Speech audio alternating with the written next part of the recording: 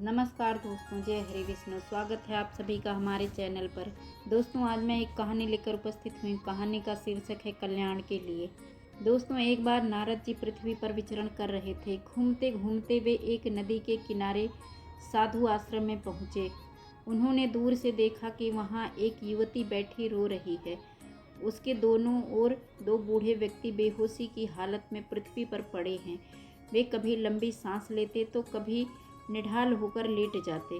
वह युवती कभी उनको ढाढ़स बंधाती तो कभी स्वयं उदास होकर इधर उधर देखती।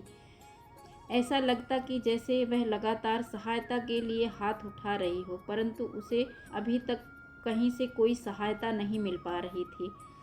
दोस्तों, नारद जी साधु के वेश में उस युवती के निकट पहुँचे तो उसने दृष्टि उठाकर उनकी ओर देखा, हाथ जोड़कर प्रणाम किया, फिर कातर भाव से बोली, हे संत जी, मेरे धन्य भाग हैं, मुझे आज आप सरीखे साधु के दर्शन हुए हैं।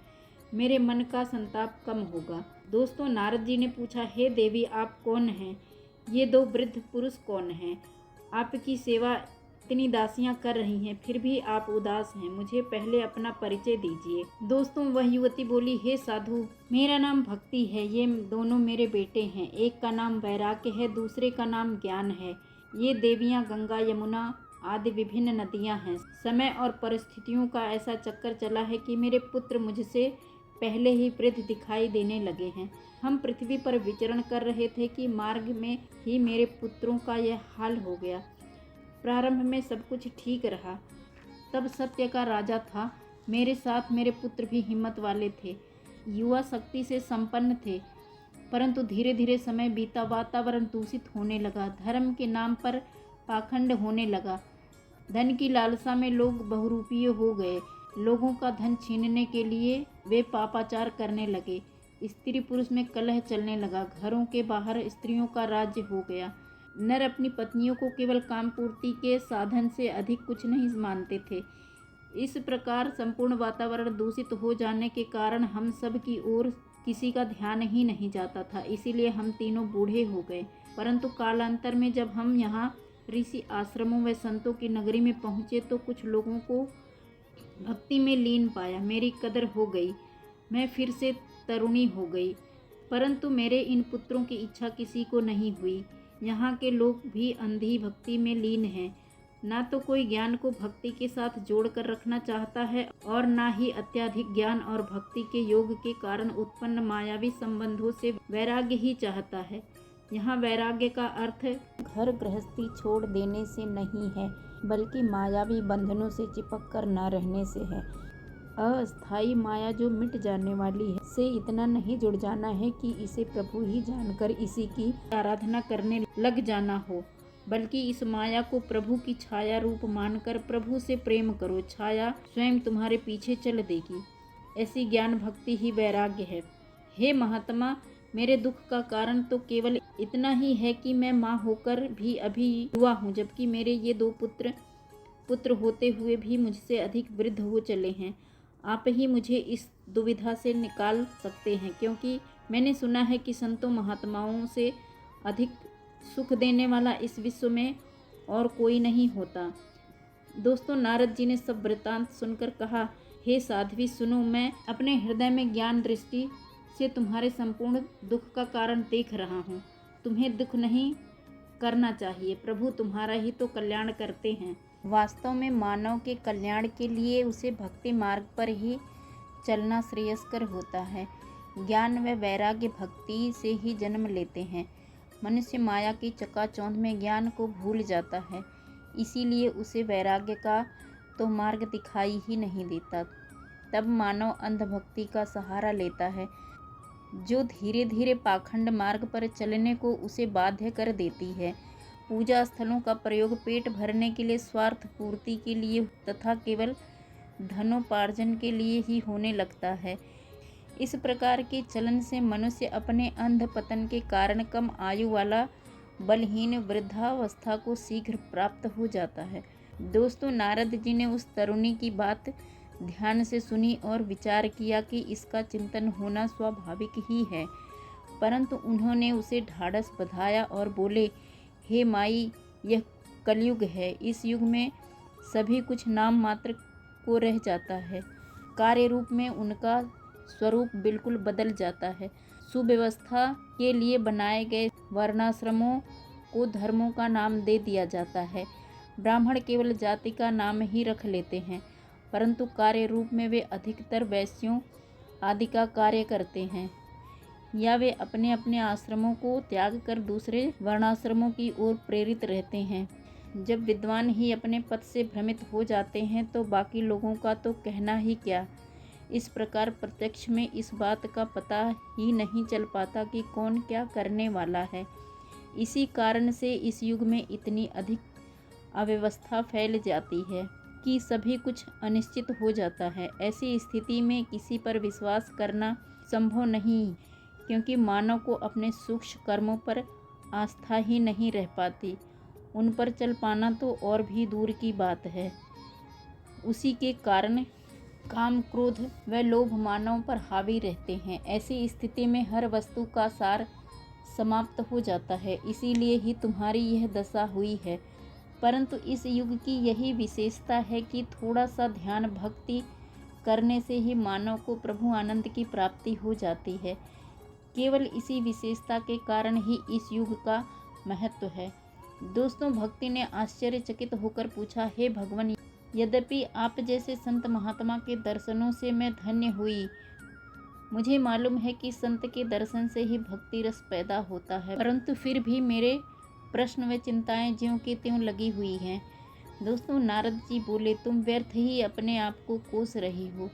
तुमने तो प्रभु परमात्मा के लिए लोगों के मन में स्थान बना लिया है। यदि लोगों के मन में तुम्हारा वास है, तभी ईश्वर वहाँ वास कर सकता है। तुम्हें तो भगवान ने ही यह वरदान दिया था कि तुम मेरे भक्तों का पालन करो।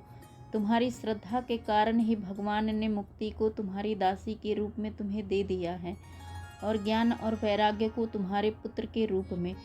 परंतु यहाँ पृथ्वी पर तुम्हारी दासी मुक्ति पाखंड रूपी रोग से पीड़ित होकर क्षीण होने लगी थी। वह तुम्हारे पुत्र बीमार, जिनके मन में तुम्हारा वास हो जाए, उन्हें व्याधियाँ, दुख व दूसरे आतंकित नहीं करते। भक्ति ने नारद जी से कहा, नारद जी, आपके मन में मैं सदा वास करूंगी। आप ही वास्तव में संत हो। आप जैसा कोई बिरला व्यक्ति ही संत कहलाने का हकदार है। आप ही दूसरों को मार्गदर्शन करने वाले संत हैं। इसीलिए आपके मन में स्थान करके मैं धन्य हो गई। नारद जी ने कहा, व्रत, तीर्थ, योग, यज्ञ और ज्ञान चर्चा आदि बहुत से साधनों की कोई आवश्यकता नहीं है। बस एकमात्र भक्ति ही मुक्ति देने वाली है। इसीलिए तुम्हारा अस्तित्व तो सकारात्मक व स्थिर है। तुम्हें उदास नहीं होना चाहिए। दोस्तों, भक्ति ने फिर कहा, पूज्यवर नारद जी, आप धन्य हैं, परंतु मेरे पुत्रों को पुनः अपनी उसी अवस्था को प्राप्त करने के लिए कौन सा उपाय करना पड़ेगा, या आप ही किसी ढंग से कोई उपाय करें जिससे मेरे पुत्र पुनः अपने बल को प्राप्त करें। भक्ति की इतनी करुणा व्यथा सुनकर नारद जी ने ज्ञान और वैराग्य के पास जाकर जोर जोर से कहा, अरे ज्ञान, अरे वैराग्य, तुम जागो। परंतु उसका उन पर कोई प्रभाव नहीं पड़ा। फिर नारद जी ने उनके कान में वेद ध्वनि, वेदांत घोष व बार बार गीता पाठ करके उन्हें जगाया, परंतु आलस्य के कारण वे दोनों जम्हाई लेते रहे। अपने सफ़ेद बाल, अकड़ा हुआ शरीर व क्षीण देह के कारण वे उठ नहीं पाए। वे फिर सो गए। दोस्तों, नारद जी ने जब ज्ञान और वैराग्य को वेदों, शास्त्रों, गीता आदि का ज्ञान देकर उन्हें जगाना चाहा तो वे नहीं जागे। तब उन्हें समझ आ गई कि कोरे वेदाध्ययन से कुछ नहीं होने वाला है, इसीलिए कुछ और करना चाहिए। परंतु नारद जी स्वयं में बहुत चिंतित दिखाई देने लगे कि आखिर कौन सा उपाय किया जाए जिससे ज्ञान और वैराग्य भी जागे। दोस्तों, नारद जी अभी कोई उपाय सोच ही रहे थे कि अचानक आकाशवाणी हुई। उन्हें लगा कि उनसे जैसे कोई कह रहा हो, हे नारद, सुनो, खेद मत करो। आपका यह उपाय लोकहित में है और आपके मन में भक्ति का सर्वदा वास रहता है। आप निष्काम भाव से लोकहित के लिए कर्म करने के लिए सोच रहे हो। यही मार्ग संतों का मार्ग होता है। इसीलिए आपके इस शुभ कर्म में प्रभु भी आपकी सहायता करेंगे। आप अपने इस कार्य में अवश्य सफल होंगे। आप इसके लिए एक सत्कर्म करो। यही सत्कर्म आपका कोई संत शिरोमणि महानुभाव ही बताएगा। उस सत्कर्म का अनुष्ठान कर लेने पर पल भर में ही इनकी नींद और वृद्धावस्था चली जाएगी। सर्वत्र भक्ति का प्रसार होगा। महर्षि नारद जी को मन में प्रसन्नता का आभास तो हुआ, परंतु चिंता फिर भी ज्यों की त्यों बनी रही, क्योंकि वह उद्योग कौन सा है यह उनकी समझ में नहीं आ रहा था कि वह सत्कर्म कौन सा होगा। वह कौन संत शिरोमणि उन्हें उसके विषय में बता पाएंगे। दोस्तों, नारद जी तब ज्ञान और वैराग्य को वहीं छोड़कर तीर्थ यात्रा में निकल पड़े। रास्ते में जहाँ भी कोई संत महात्मा ऋषि मुनि मिलता, उसी से उस रहस्य को बताने की बात करते, जिससे ज्ञान व वैराग्य पुनः भक्ति के साथ जागृत हो सके। परंतु नारद जी इस विषय में बात करते तो वह संत महात्मा उनसे इधर उधर कन्नी कर लेता। उसे भय बन जाता कि यदि मुझसे इसका उत्तर ठीक से न बन पाया तो मेरी पोल खुल जाएगी, क्योंकि उसका निश्चित उत्तर शायद अधिकतर लोगों के पास नहीं था। कोई कहता इसका ठीक ठाक उत्तर असंभव ही है। इसी प्रकार की अनर्गल बातें वहाँ उपस्थित लगभग सभी ने कही। अंत में जब कोई और साधन दिखाई न दिया तो नारद जी फिर से उदास हो गए। तभी उनके समक्ष सनकादि मुनि प्रकट हुए। सनकादि ज्ञान के प्रकाश से खूब चमक रहे थे। उन्होंने आते ही नारद जी से कहा, ब्रह्मवेता, आपको यह उदासी शोभा नहीं देती। आप हमें अपनी उदासी का कारण बताएं। दोस्तों, नारद जी ने सनकादि मुनियों को प्रणाम किया, हाथ जोड़कर उनकी स्तुति की, तब उत्तम आसन पर बिठाया व फिर उनसे कहा, आप सदा श्री हरि निराकार परमात्मा के भजन कीर्तन में व्यस्त रहते हैं। आपके पास तो प्रभु परमात्मा का बल है, इसलिए आपको बुढ़ापा आदि तंग नहीं करते। आप ब्रह्मांड के सभी गूढ़ रहस्यों को जानने वाले हैं, संत पुरुष हैं। बताइए, मुझे कौन सा विशेष साधन करना होगा जिससे ज्ञान, भक्ति व वैराग्य को सुख मिल सके। मैं ऐसा कौन सा अनुष्ठान करूं जिससे उनकी प्रेम पूर्वक सभी वर्गों में स्थापना हो सके। कृपा करके मुझे आप ही समझाइए। सनकादि महामुनियों ने कहा, देवर्षि, आप चिंता न करें। उनके उद्धार का एक सरल साधन पहले से ही विद्यमान है। आप वास्तव में ईश्वरीय इच्छा को सार्थक सिद्ध करने वाले संत महात्मा हैं। ऋषियों ने अब तक अनेकों साधन जुटाए हैं, परंतु याद रहे, ये सभी साधन स्वर्ग आदि के लिए तो ठीक है, पर मुक्ति तक नहीं पहुंचाते। अभी तक भगवान की प्राप्ति करने के लिए प्राप्ति करवाने के मार्ग को गूढ़ ही रखा था। उनका उपदेश करने वाला कोई विरला ही मिल पाता है। आपको जो अंतःकरण की आवाज़ आई उसके विषय में आप चिंता न करें, हम आपको उसका अर्थ समझाएंगे, उसे आप प्रसन्नचित्त होकर सुनिए। दोस्तों, मुनियों ने बताया कि प्रभु परमात्मा की जानकारी के लिए कर्म करना, इसी की कथा करने से भक्ति, ज्ञान व वैराग्य में शक्ति का आना प्रारंभ हो जाता है। इसे ही ज्ञान उदय कर्म कहते हैं। तब उसके बाद परमात्मा का साक्षात्कार करना या करा देना ही आपको विशेष तौर पर कहा गया है। प्रभु की कथा करना तब तक ही लाभप्रद है जब इसकी जानकारी भी हो जाए। दोस्तों, नारद जी ने तब सनकादि मुनियों से अगले दिन फिर कथा करने की प्रार्थना की और चल दिए।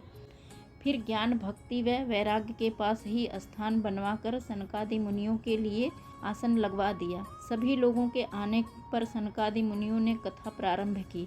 उपस्थित उत्तम पुरुषों, इन आँखों से जो दिखाई दे रहा है और इन ज्ञान इंद्रियों द्वारा जो भी ज्ञान प्राप्त हो रहा है, वह सभी कुछ नष्ट हो जाने वाला है, माया ही है। परंतु आत्म तत्व प्राप्त हो जाने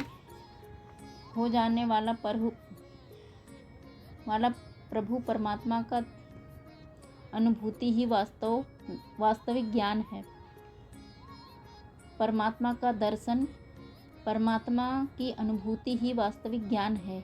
यह सदा एक रस रहने वाला परमात्मा ही सबका मूल है। प्रकृति में या इसके बाहर केवल इस परमात्मा का वास रहता है। हमें स्वयं को नष्ट हो जाने वाली प्रकृति से नहीं, बल्कि सदा एक रस रहने वाले परमात्मा से जुड़ना चाहिए। इससे आप विचारों में बूढ़े नहीं होंगे, सदा एक रस जवान बने रहेंगे। इतना सुनते ही चारों ओर आनंद छा गया। सबने देखा ज्ञान, वैराग्य व भक्ति एकदम तरुण हो गए और सबके मनों में समा गए। नारद जी बहुत प्रसन्न हुए। उन्होंने कहा, वास्तव में परमात्मा के दर्शन कर उसकी पूजा करने से भक्ति, ज्ञान, वैराग्य जागते रहते हैं। दोस्तों, कहानी अच्छी लगी हो तो लाइक करें, चैनल को सब्सक्राइब जरूर करें। धन्यवाद दोस्तों। जय हरि विष्णु।